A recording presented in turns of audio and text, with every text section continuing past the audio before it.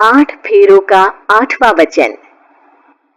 स्वाति ने इसी साल शहर के कॉलेज से पढ़ाई पूरी की है और अब उसके लिए जगह जगह से रिश्ते आने लगे हैं। स्वाति से ज्यादा उसके रिश्तेदारों को उसकी शादी की चिंता है। इसीलिए जो भी स्वाति के घर आता वो किसी नए लड़के की खबर जरूर ले आता। अरे दीदी, ये फोटो देख के बताओ कैसा है। राहुल नाम है लड़के का, मेरी सहेली की बहन का बेटा है। अपनी स्वाति के साथ एकदम प्यारी जोड़ी लगेगी इसकी। जरा दिखाना, फोटो तो बढ़िया लग रहा है। कोई गलत आदत वादत तो नहीं है ना इसे? और कमाता कितना है? अरे कोई गलत आदत नहीं है दीदी, आप कहो तो एक मीटिंग करवा देती हूँ, फिर सब कुछ फाइनल कर लेना। हाँ हाँ, ये सही कह रही हो तुम। संडे को स्वाति के पापा भी घर पे ही रहेंगे। बुआ फिर वहां से चली जाती है और रात को स्वाति की माँ उससे कहती है, स्वाति बेटा, आज कमला बुआ ने एक लड़के की फोटो दिखाई है। संडे को वो लोग मिलने आ रहे हैं, तैयार हो ना तुम बेटा? अरे मम्मी, आप कहाँ कमला बुआ के चक्कर में आ जाती हो? अभी इतनी जल्दी कोई शादी वादी नहीं करनी है मुझे। अरे बेटा, अच्छा लड़का है, बुआ जानती है उसे अच्छे से। हाँ स्वाति बेटा, एक बार मिल तो लो, बाद में देखेंगे आगे क्या करना है। वैसे तो कमला रिश्ता लाई है तो मना करने का तो कोई सवाल ही नहीं उठता।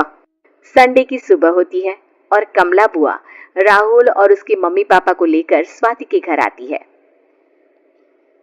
अरे आइए आइए भाभी, इसे अपना ही घर समझिए, इनसे मिलिए। ये मेरे भैया और ये मेरी भाभी है। नमस्ते भाभी जी, ये है हमारा लड़का राहुल, सरकारी नौकरी की तैयारी कर रहा है ये। वैसे आपकी बेटी कहाँ है? अरे स्वाति बेटा, बाहर आ जाओ। वैसे कितनी पढ़ाई की है स्वाति ने? जी, पोस्ट ग्रेजुएट है हमारी बेटी साइंस में। ये सब तो ठीक है, पर घर संभालना जानती है या नहीं? हमें कौन सी इससे नौकरी करवानी है, नौकरी तो मेरा बेटा करेगा ही। पर मैंने इतनी पढ़ाई की है और आप चाहती हैं कि मैं घर पर ही बैठी रहूं? अरे स्वाति बेटा, ये बड़ों की बात में तुम कहाँ बोल पड़ी? हम सब देख लेंगे क्या करना है क्या नहीं। हम तो इसी बात में विश्वास करते हैं कि घर के लड़के घर में ही रहे तो ज्यादा अच्छा रहता है। वरना भाई साहब, आप तो आजकल के हाल जानते ही हैं, कितनी घटनाएं होने लगी है औरतों के खिलाफ। स्वाति बेटा, रसोई का काम तो पूरा जानती हो ना? शादी के बाद तुम्हें ही संभालना है वो सब। अरे बहुत अच्छा खाना बनाती है ये, आप सब लोग इसकी तारीफ करते नहीं थकेंगे। लो भाई, हो गई मीटिंग, अब शादी की तारीख फाइनल कर लेते हैं, क्यों भैया? भाई, हम तो पंडित जी से चर्चा करने के बाद ही तारीख फाइनल करेंगे। सालों से हम उनकी बातें मानते हुए आ रहे हैं। लड़के वाले और कमला बुआ की बातें सुनकर स्वाति एकदम नाराज हो जाती है और उसे लगने लगता है कि शादी के बाद उसे घर पर ही बैठना पड़ेगा। लेकिन घर वालों के आगे उसकी एक नहीं चलती और उसे शादी के लिए हाँ कहना पड़ता है। शादी का दिन आ जाता है और सब मंडप में जमा होते हैं। अब फेरों का समय हो गया है, अब कन्या अपने वर से 7 वचन मांगेगी। आप किसी धार्मिक आयोजन में जाएं तो मुझे भी ले जाएंगे। आप मेरे माता पिता का भी बराबरी से सम्मान करेंगे, हमेशा मेरा साथ निभाएंगे। आपको दोनों परिवार की जिम्मेदारियां बखूबी निभानी होगी। हर जरूरी बात में मेरी भी राय लेंगे। आप सभी गलत आदतों से दूर रहेंगे। आप मेरे अलावा किसी और औरत से कोई गलत संबंध नहीं बांधेंगे। ये 7 वचन पूरे हुए, वर क्या तुम्हें ये सारे वचन मंजूर है? जी हाँ पंडित जी, मैं सारे वचन अच्छे तरीके से निभाऊंगा। अरे वाह वाह, बढ़िया तरीके से सब काम संपन्न हो गया। तो इसी के साथ विवाह संपन्न हुआ और आज से ये दोनों पति पत्नी हुए।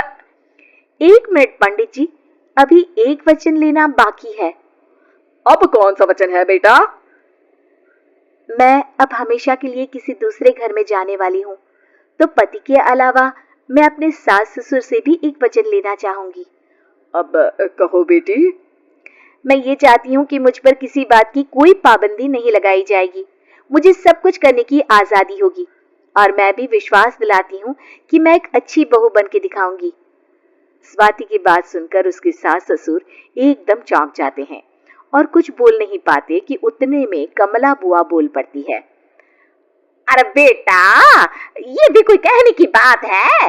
रानी बन के रहोगी तुम तो। वचन देने से पहले सोच लीजिए, क्योंकि शास्त्रों में वचन ना निभाने वालों के लिए नरक से भी बदतर सजा लिखी है। स्वाति की चालाकी से वहां मौजूद सब लोग प्रभावित हो जाते हैं और लोगों में बदनामी ना हो जाए, इस कारण स्वाति के सास ससुर को उसे वचन देना पड़ता है। और कैसी अपशकुन वाली बातें कर रहे हैं आप पंडित जी? हमें मंजूर है बेटा तुम्हारी शर्त।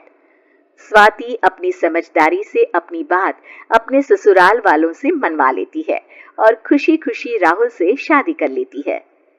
अब से हर शादी में मैं खुद 8 वचन दिलवाऊंगा। ओम मंगलम मंगलम मंगलम।